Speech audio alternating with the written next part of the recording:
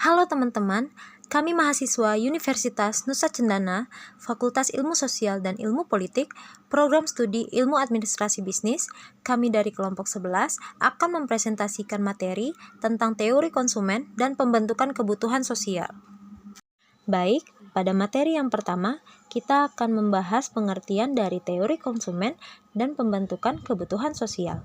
Teori konsumen adalah cabang dari ilmu ekonomi yang mempelajari bagaimana individu atau rumah tangga membuat keputusan dalam membelanjakan pendapatan mereka untuk membeli barang dan jasa guna memaksimalkan kepuasan atau utilitas. Sedangkan pembentukan kebutuhan sosial merujuk pada proses bagaimana kebutuhan seseorang terhadap barang, jasa, atau perilaku tertentu dibentuk oleh pengaruh sosial bukan semata-mata berasal dari dorongan biologis atau individu. Oke, selanjutnya saya akan menjelaskan tentang konsep nilai dan preferensi konsumen yang meliputi yang pertama preferensi konsumen. Preferensi konsumen adalah pilihan atau kecenderungan individu dalam mengonsumsi barang dan jasa berdasarkan selera, kebutuhan, dan tujuan pribadi.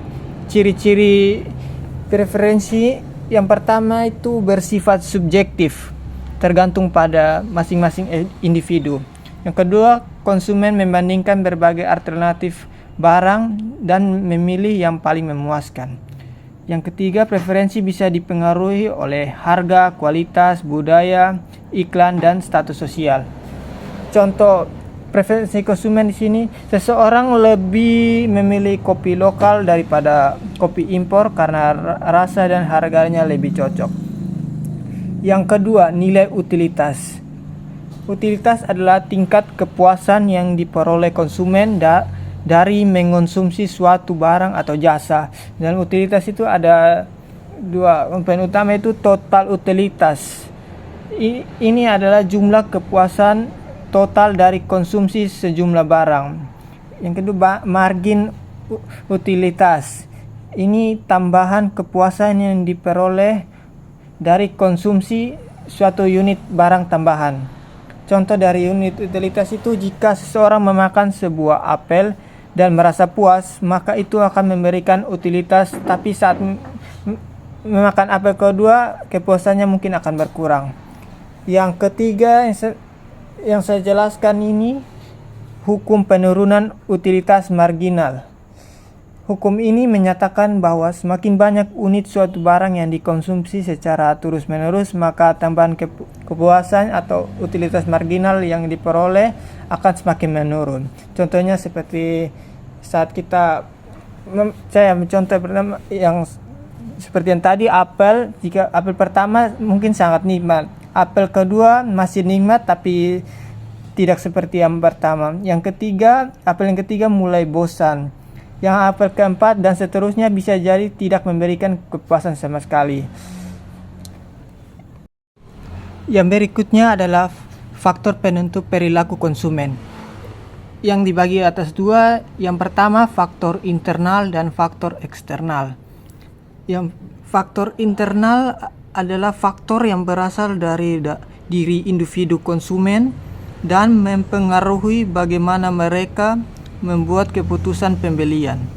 Faktor-faktor tersebut meliputi yang pertama, motivasi, dorongan dari diri individu untuk memenuhi kebutuhan atau keinginan tertentu. Yang dua, persepsi, cara konsumen memahami dan menafsirkan informasi yang diterima dari lingkungan sekitar. Yang ketiga, sikap dan kepribadian, sikap konsumen terhadap produk, merek, dan iklan, serta karakteristik kepribadian individu. Contoh, ekstrovert atau introvert. Yang keempat, pembelajaran dan pengalaman dalam masa lalu dalam proses memenuhi kebutuhan konsumen. Yang kelima, gaya hidup, pola yang mencerminkan aktivitas minat dan opini konsumen.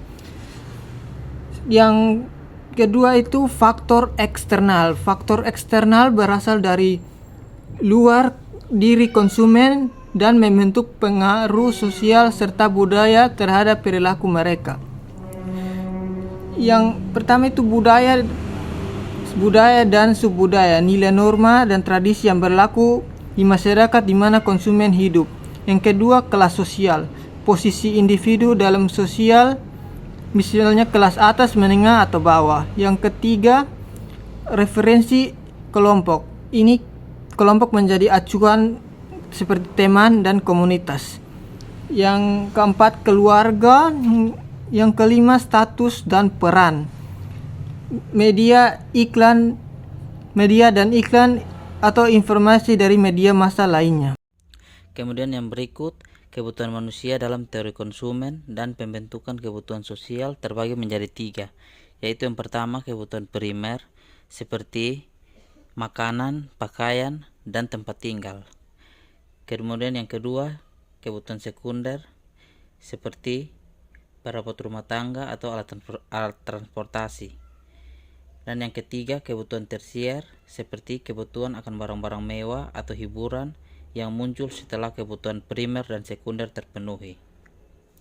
Selanjutnya, peran media sosial dalam pembentukan kebutuhan terbagi menjadi 3, yaitu yang pertama, untuk menyediakan ruang representasi diri dan aspirasi.